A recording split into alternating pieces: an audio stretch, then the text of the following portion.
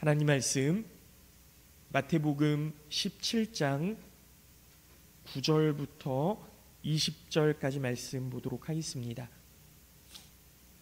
마태복음 17장 9절부터 20절까지 말씀, 마태복음 17장 9절부터 20절까지 말씀, 신약성경 29쪽입니다. 제가 봉독해서 읽도록 하겠습니다. 그들이 산에서 내려올 때에 예수께서 명하여 이르시되 인자가 죽은 자 가운데서 살아나기 전에는 본 것을 아무에게도 이르지 말라 하시니 제자들이 물어 이르되 그러면 어찌하여 서기관들이 엘리야가 먼저 와야 하리라 하나이까? 예수께서 대답하여 이르시되 엘리야가 과연 먼저 와서 모든 일을 회복하리라. 내가 너희에게 말하노니 엘리야가 이미 왔으되 사람들이 알지 못하고 임의로 대우하였도다. 인자도 이와 같이 그들에게 고난을 받으리라 하시니 그제서야 제자들이 예수께서 말씀하신 것이 세례 요한인 줄을 깨달으니라.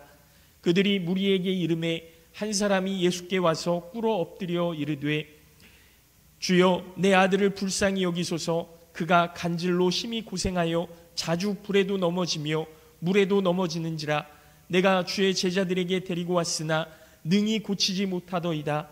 예수께서 대답하여 이르시되 믿음이 없고 패역한 세대여, 내가 얼마나 너희와 함께 있으며 얼마나 너희에게 참으리요. 그를 이리로 데려오라 하시니라. 이에 예수께서 꾸짖으시니 귀신이 나가고 아이가 그때부터 나으니라.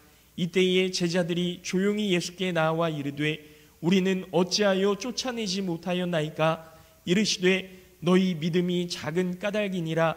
진실로 너희에게 이르노니 만일 너희에게 믿음이 겨자씨 한 알만큼만 있어도 이 산을 명하여 여기서 저기로 옮겨지라 하면 옮겨질 것이요 또 너희가 못할 것이 없으리라. 아멘. 할렐루야. 네, 오늘 예배에 나오신 우리 모든 성도님들 주님의 이름으로 환영하고 축복합니다. 하나님의 은혜와 사랑이 늘 함께 하시기를 예수님의 이름으로 축원합니다. 네, 감사합니다. 오늘 말씀은요, 예수님께서 변화산에 베드로와 요한과 야고보를 데리고 올라가셨다가 엘리야와 모세를 만나고 또 그 안에서 하나님의 놀라우신 은혜로 변화되시는 모습들을 제자들에게 보여주셨지요. 그리고 그 이후에 산에서 내려오신 그런 내용입니다. 그리고 다시 제자들에게 예루살렘으로 가셔서 이제 고난받아야 하고 십자가에 못 박혀 죽어야 하고 그리고 다시 살아나리라 하는 말씀을 이야기를 해주시는 거죠. 그러면서 병든 아이 하나를 고쳐주시는데요, 이 병고침의 역사 속에서 우리가 깨닫게 되는 부분이 있습니다. 오늘 말씀을 통해서 함께 나눌 때에 우리 성도님들의 가슴 속에 하나님의 그 놀라우신 은혜가 함께 하실 수 있기를 예수님의 이름으로 기도하겠습니다. 예수님께서 제자들이 하나님의 뜻을 이해하고 순종하기를 원하셨던 거죠. 그래서 맨 처음에 예수님이 베드로에게 가이사랴 빌립보에서 제 아들에게 너희는 나를 누구라 하느냐 그렇게 물었을 때 베드로가 주는 그리스도시요 살아계신 하나님의 아들이십니다, 이 고백을 듣고 너무나 기뻐하셨어요.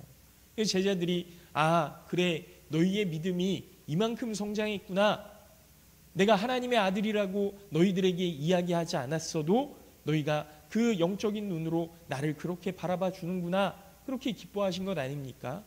그런데 예수님이 이제 시험이 될 만한 이야기를 하시죠. 하나님의 아들이심에도 불구하고 예루살렘으로 가서 고난받아야 하고 십자가에 못 박혀 죽어야 하고 3일 만에 살아나리라 이렇게 말씀을 하셨을 때 제자들이 그 말씀을 받아들일 수가 없는 거예요. 절대로 이런 일이 일어나서는 안 됩니다. 예수님 절대로 예루살렘으로 들어가셔서는 안 됩니다. 이렇게 이야기를 하니까 예수님께서 베드로를 향해서 사탄아 물러나라, 너는 나를 넘어지게 하는 자로다. 하나님의 일을 방해하는 자다. 이렇게 이야기하는 것 아닙니까? 그런데 그 말씀을 하신 후에 예수님이 마음이 좋으셨을까요? 조금 찜찜하셨을까요? 안타까우셨을까요? 당연히 안타깝죠. 여러분, 자녀들이 잘못했어요. 그래서 혼을 냅니다. 공부 안 해서 혼내기도 하고요. 친구랑 싸웠다고 혼내기도 하고요. 그런데 여러분 아시잖아요. 혼내고 나면 기분이 안 좋아요. 안타깝고 괜히 안쓰럽고 괜히 미안하고 이런 것 아닙니까? 예수님도 똑같으신 거잖아요. 그래서 이 베드로와 야고보, 요한 왜 이 세 사람만 데리고 올라가셨는지는 모르지만 예수님께서 특별하신 계획을 가지시고 특별한 마음을 가지시고 이 세 명을 데리고 산으로 가시는 거예요. 그리고 하나님의 아들이심을 분명하게 보여주시는 거죠. 모세와 엘리야, 그 변화되는 그 모습들, 해보다 더 밝은 그 모습들을 보여주시고 나서 이 제자들이 마음에 감동이 되지 않습니까? 그래서 예수님, 제가 여기에 초막 셋을 짓겠습니다. 이게 말씀드린 대로 초막이 그냥 초막인 게 아니잖아요. 지금 나의 능력은 초막을 짓는 것으로밖에 할 수는 없지만 여기에 정말 하나님, 예수님을 위한 그 베이스 캠프를 만들고 여기에서부터 하나님의 일을 시작하겠다고 하는 그런 결단이 들어있는 그런 말씀 아니었겠습니까? 그런데 예수님은 여기가 아니다. 여기가 아니다. 우리는 예루살렘으로 가야 된다. 그리고 그때에 하늘에서부터 또 빛나는 구름이 내려와서 엘리야와 모세를 다 가리우는 것 아닙니까? 여러분, 모세의 율법 하나님께서 가리우신 거예요. 엘리야의 기적, 그 하늘에서 불이 내려와서 그 제단을 사르고 바알의 선지자들을 다 죽였던 그 승리의 기적들 하나님께서 구름으로 가리우신 겁니다. 그래서 어떻게 하세요? 오직 예수 외에는 아무것도 보이지 않도록 그렇게 하나님께서 가리우신 것. 그리고 말씀이 들리잖아요. 이는 내 사랑하는 아들이요 내가 기뻐하는 자니 너희는 그의 말을 들으라. 여러분, 오직 예수 외에는 아무것도 보이지 않았고 오직 예수님의 말씀 외에는 들리지 않도록 그 제자들에게 당부하신 것 아닙니까? 그리고서 그 산에서 내려오는 거예요. 여러분, 베드로와 야고보와 요한의 그 마음을 한번 느껴보십시오. 얼마나 감사했을까요? 얼마나 감격했을까요? 내가 모시는 예수님이 이런 분이시구나. 내가 모시는 예수님이 정말 하나님의 아들이시구나. 그 감격을 가지고 딱 산에서 내려왔어요. 예수님이 그 제자들에게 하시는 말씀이 뭡니까? 내가 부활하기 전까지는 오늘 봤던 거 아무에게도 이야기하지 말아라. 여러분, 제자들의 마음이 너무나 벅찼을 거예요. 그런데 내려와서 보니까 어떻습니까? 14절 말씀에 보니까 그들이 무리에게 이르매, 그러니까 다른 제자들에게 도착을 한 거죠. 또 예수님을 따랐던 그 이방인들이 있는 그곳에 다다른 것 아닙니까? 이를 얻는데 한 사람이 예수께 와서 꿇어 엎드려 이르되 주여, 내 아들을 불쌍히 여기소서. 그가 간질로 심히 고생하여 자주 불에도 넘어지며 물에도 넘어지는지라. 여러분, 고통스러워하는 이 아들, 이 아이를 데리고, 간질로 인해서 힘들어하는 이 아이를 데리고 예수님 앞에 나아왔던 거예요. 근데 그 뒤에 나오는 이야기가 뭐냐면 내가 주의 제자들에게로 데리고 왔으나 능히 고치지 못하더이다. 여러분, 예수님 앞에 예수님과 함께 있었던 제자들은 너무나도 감격적인 사건 때문에 막 가슴에 불이 일듯이 뜨거운 마음이 막 일고 있는데 이 예수님과 함께 하지 못했던 이 다른 제자들은요, 이 병고침을 받기 위해서 나온 이 아이를 고치지 못해서 여러분 조롱을 당하고 있던 거예요. 아니, 예수님, 당신의 제자들은 능히 고치지 못하더이다. 왜 당신의 제자들에게는 이런 능력이 없습니까? 그래서 예수님께로 데리고 나아왔습니다. 여러분 지금 이 상황이 이해가 가시죠? 제자들 가운데 일부는 예수님이 하나님이심을 경험하고 왔는데 어떤 제자들은 사람들에게 조롱거리가 되어서 부끄럽고 수치스럽기까지 한 상황인 겁니다. 병에 걸린 아들을 예수님께로 데려온 사람은 마음이 어땠을까요? 예수님께 가면 고침받을 수 있을 거라고 생각했는데 예수님이 계시지 않는 거예요. 그리고 제자들만 있는 겁니다. 제자들이 고쳐주려고 했는데 잘 안 된 거죠. 이런 상황에서 우리 인생에 가르쳐 주시는 말씀은 과연 무엇일까? 첫째로 우리의 문제는 오직 예수님께 가져가야 한다라는 겁니다. 여러분, 우리의 문제는 오직 예수님께 가져가야 된다라는 거예요. 여러분, 제가 은혜교회 담임 목사로 이 자리에 서 있지만 제가 어떤 큰 능력이 있는 게 아니거든요. 여러분, 우리의 문제는 누구에게 가져가야 돼요? 저에게 가져오는 것이 아니라 예수님께 가져가야 됩니다. 저도 역시 제가 가지고 있는 문제들이 있거든요. 이 문제를요, 제가 능력이 있어서 막 해결하려고 하는 것이 아니라 하나님 앞에 아뢰는 거예요. 하나님 앞에 기도하는 거예요. 예수님께 가져가는 겁니다. 예수님은 반드시 이 문제를 해결해 주시리라. 우리 은혜교회의 문제를 해결해 주시리라. 우리 성도들의 문제를 해결해 주시리라. 그렇게 믿는 믿음으로 예수님 앞에 나아가는 거거든요. 여러분, 이 아이, 아픈 아이를 바라보는 이 아버지의 마음이 어땠을까요? 정말 간절한 마음 아니었겠습니까? 예수님 앞으로 데리고 왔는데 예수님이 계시지 않아요. 그래서 제자들에게 맡겼는데 제자들이 고치지 못하는 겁니다. 그런데요, 이 아버지가 제자들이 고치지 못하는 그 모습을 보면서 아, 뭐야, 이거 내가 속은 거야? 사기 아니야? 또 헛고생한 거 아니야? 이런 마음을 품었다면요, 욕하면서 그냥 집으로 돌아갔을 거예요. 근데 어떻게 합니까? 제자들은 고치지 못했지만 예수님은 고쳐주실 수 있으실 거다 하는 마음으로 예수님을 기다렸던 거잖아요. 예수님이 제자들에게로 왔을 때 예수님께로 데리고 나아가서 제 아들을 좀 불쌍히 여겨주십시오. 당신의 제자들은 고치지 못했지만 예수님은 고치실 수 있을 거라고 믿습니다. 이런 거 아니에요? 예수님께서는요, 수고하고 무거운 짐진 자들아 다 내게로 오라, 내가 너희를 쉬게 하리라, 그렇게 말씀하셨습니다. 수고하고 무거운 짐진 자들아 내 제자들에게로 나아오라, 이렇게 말씀하신 거 아니에요. 누구 유명한 선지자에게로 나아와라, 이렇게 이야기하지 않으셨어요. 다 내게로 오라. 다 내게로 오라. 모세나 엘리야를 바라보는 것이 아니라 오직 예수님만 바라보고 그 말씀에 순종하는 우리가 되어야 하는 겁니다. 예수님처럼 기도할 때 여러분, 현실의 문제나 상황은 변하지 않더라도 우리의 마음과 생각이 변화되고 어떤 어려움도 넉넉히 이길 수 있는 힘이 생기게 될 줄로 믿습니다.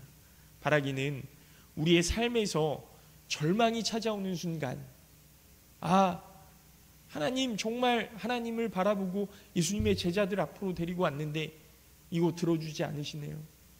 하나님, 정말 내 문제를 가지고 교회로 나와왔는데, 정말 유명한 목사님 앞으로 나와왔는데 들어주시지 않으시네요. 여러분, 이게 아니에요. 예수님께로 가지고 나아가야 하는 겁니다. 예수님을 바라보심으로, 예수님께 나아오심으로 승리하시는 우리 모든 성도님들 되시기를 예수님의 이름으로 축원합니다. 두 번째로 우리의 믿음을 점검해야 된다라는 거예요. 우리의 믿음을 점검해야 된다. 여러분, 오늘 말씀에서 예수님께서 제자들을 책망하시는 이유가 뭡니까? 바로 제자들이 아이를 고치지 못했기 때문이거든요. 그런데 책망하시는 내용을 보면 오늘 말씀의 제목이죠. 믿음이 작은 까닭이니라. 너희의 믿음이 작은 까닭이니라. 제자들이 이 사람의 아들을 고치지 못한 이유에 대해서 믿음이 작았기 때문이다라는 겁니다. 너희 믿음이 없기 때문이다. 그럼 적은 믿음, 우리의 믿음이 작은 이유는 무엇일까요? 여러분, 우리의 믿음이 작은 이유는요, 염려하기 때문이거든요. 우리의 마음에 염려가 있기 때문입니다. 하나님을 믿지만 무엇을 먹을까, 무엇을 마실까, 무엇을 입을까, 세상을 살면서 염려하게 되는 거죠. 여러분, 또 우리의 믿음이 작은 이유는요, 의심하기 때문입니다. 의심하기 때문이에요. 여러분, 확신이 안 되니까 믿지 못하는 것 아닙니까? 긴가민가 하니까 확실한 행동이 나오지 못하는 거죠. 두려워지는 겁니다. 그리고 작은 믿음은 나는 할 수 없다라는 생각 때문이에요. 나는 할 수 없어. 난 능력이 없어. 여러분, 예수님께서 제자들을 부르실 때요, 이미 더러운 귀신을 쫓아내며 모든 병과 모든 약한 곳을 고치는 권능을 주셨다라고 마태복음 10장에 분명히 나와 있어요. 그리고 제자들은 이미 예수님께서 주신 권능으로 귀신을 쫓아내고 또 병을 고치는 그런 승리의 경험을 했습니다. 그들이 그런 능력을 행하고 돌아올 때요, 예수님이 뭐라고 말씀하셨냐면, 수고했다, 수고했다. 너희들이 그런 사역을 하고 감당해 올 때 사탄의 세력이 무너지는 것을 내가 보았다. 예수님께서 직접 말씀해 주셨던 것 아닙니까? 그런데 이 아이는 고치지 못하는 거예요. 왜 그렇습니까? 지금 예수님께서 내가 이제 고난받아야 되리라, 죽어야 되리라, 하지만 3일 만에 살아날 것이다, 이런 이야기를 하시니까요, 예수님이 여러분 장난으로 그렇게 얘기하셨을까요? 장난처럼 그냥 심심풀이처럼 나 이제 예루살렘 들어가서 고난받을 거야, 죽을 거야, 3일 만에 살아날 거니까 걱정하지 마라, 뭐 이렇게 이야기하신 것 아니지 않습니까? 여러분, 이 이야기는요 굉장히 심각한 이야기였을 거예요. 분위기가 굉장히 좋지 않았을 거예요. 그러니까 제자들의 마음에 근심하는 마음이 있지 않겠습니까? 거기다가 예수님이 이제 베드로와 야고보와 요한 데리고 산으로 올라가니까요, 나머지 제자들은 어떡하지? 예수님이 지금 우리와 함께 하시지 않네. 예수님 고난 받으셔야 된다고 이야기하시네. 내가 예수님을 따라왔던 건 이제 예수님이 많은 사람들을 데리고 로마를 이겨내고 악한 세력들을 물리치고 정말 하나님의 나라를 건설하려고 그렇게 생각하고 있었는데, 예수님 예루살렘에 들어가셔서 죽으셔야 된다고 이야기를 하니까요, 제자들의 마음이 막 요동치는 거예요. 그러니 제자들은 지금 자신감이 없을 수밖에 없는 거죠. 이런 제자들에게 예수님께서는 믿음이 없고 패역한 세대여, 내가 얼마나 너희와 함께 있으며 얼마나 너희를 참아야 하느냐, 이렇게 책망하시는 것. 사랑하는 성도 여러분, 우리가 예수님을 신뢰한다라는 것은요, 우리가 예수님을 믿는다라는 것은 우리의 현실의 문제 가운데에서 염려하지 않는 것이고 의심하지 않는 것이고 하나님을 신뢰함으로 할 수 있다는 담대한 마음으로 살아가는 것임을 믿으시기 바랍니다. 여러분, 지금 우리 눈에 예수님이 보입니까? 예수님 보이지 않잖아요. 성령 하나님은 우리 눈에 보입니까? 보이지 않거든요. 그런데 어떻습니까? 하나님이 우리와 함께 하십니까? 아멘 하셔야죠. 하나님이 우리와 함께 하십니다. 믿으시기 바랍니다. 하나님이 우리와 함께 하세요. 그것을 믿고 나아가는 자에게 하나님께서는 놀라운 은혜를 베풀어 주시고 승리의 그 경험을 우리에게 맛보여 주시리라고 믿습니다. 그래서 마지막으로 말씀이 우리에게 가르쳐 주시는 것은 하나님께서 반드시 우리의 기도에 응답해 주신다라는 거예요. 하나님께서는 반드시 우리의 기도에 응답해 주십니다. 예수님이 이 어린아이를 데려온 아버지에게 아이를 데려오라 말씀해 주시고 꾸짖으셔서 귀신을 내어 쫓아주시는 거잖아요.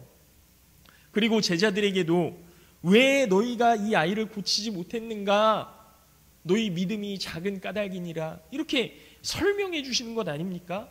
작은 것 하나조차도 놓치지 않고 그 아버지를 고쳐주시고 이 아이를 고쳐주시고 제자들을 고쳐주시고 회복시켜주시고 세워주시는 그 예수님의 말씀, 내가 너희와 항상 함께하리라. 여러분, 이 말씀이 정말 고스란히 드러나는 말씀 아니겠습니까? 제자들의 작은 믿음에도 하나님께서는 분명히 응답하시고 그 믿음을 헛되이 하지 않으신다는 약속을 주시는 거예요. 여러분 보십시오. 만일 너희에게 믿음이 겨자씨 한 알만큼만 있어도 이 산을 명하여 여기서 저기로 옮겨지라 하면 옮겨질 것이고 또 너희가 못할 것이 없으리라. 여러분 어떻게 하면요? 너희에게 겨자씨 한 알만큼의 작은 믿음만 있어도, 여러분 하나님이, 예수님이요, 너희들 전 재산을 다 바칠 만큼, 너희 목숨을 내어놓을 만큼의 믿음이 있으면 이 산을 명하여 저리로 옮겨지리라 하면 옮겨질 것이다. 너희가 못할 일이 없을 것이다. 이렇게 말씀하셨어요? 아니에요. 너희에게 겨자씨 한 알만큼의 작은 믿음만 있더라도 하나님께서는 들어주시리라. 하나님께서는 이루어 주실 것이다. 여러분 이게 얼마나 큰 감동이 되는 말씀입니까? 얼마나 큰 감사가 넘치는 약속의 말씀입니까? 여러분 겨자씨 보셨나요? 얼마나 작습니까? 이 세상에서 가장 작은 씨앗이라고 해도 과언이 아닌데 우리의 믿음이 겨자씨만 하다 해도 하나님께서는 그 믿음을 보시고 그대로 이루어 주신다는 거예요. 우리가 염려하지 않고 의심하지 않고 담대함으로 하나님을 의지할 때 하나님께서는 하늘에서 이루신 것처럼 땅에서도 이루시겠다라는 것 아닙니까? 여러분 야고보서 기자는요, 의인의 간구는 역사하는 힘이 많다라고 말씀해 주셨고요, 믿음의 기도는 병든 자를 구원하며 세상을 이기는 능력이 된다고 고백합니다. 그래서 우리는 기도해야 돼요.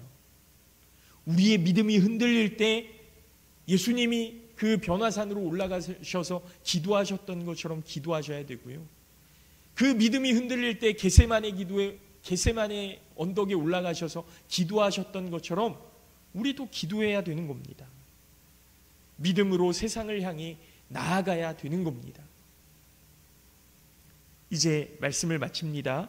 사랑하는 성도 여러분, 우리가 기도하기를 멈추는 것은 하나님을 의지하는 믿음에서 떠나는 것과 마찬가지예요.